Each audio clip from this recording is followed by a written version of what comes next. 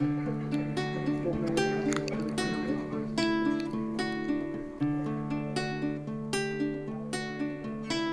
now in an economy where the choices are fewer than they were before.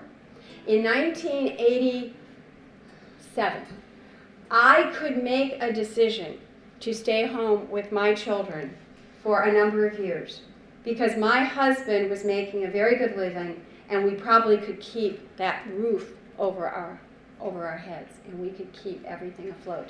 That's not necessarily true today when it takes two incomes to buy a starter house and you want to create the kind of financial security that you're going to need to leverage your way through your careers and your lives. So the message in this book has never been more important than it is today, and the projections are that we are going to be feeling the results of this recession for at least the next decade.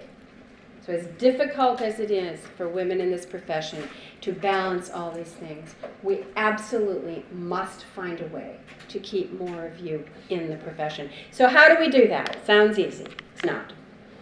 Finding good and lasting solutions to this work-life struggle that so many of you will face will require you to look at your careers a little differently than I think anyone has ever asked you to do before.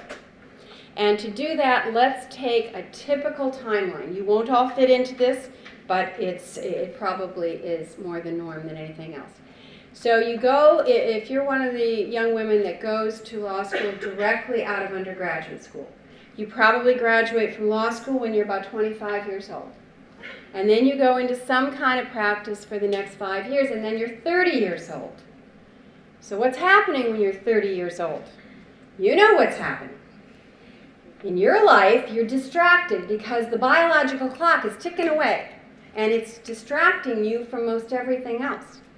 And you start to go into what I call the maternal work-life struggle at that point, and because of the responsibilities of motherhood and the responsibilities of family and the things looming on the horizon, but you're doing it before you're ever really facing it.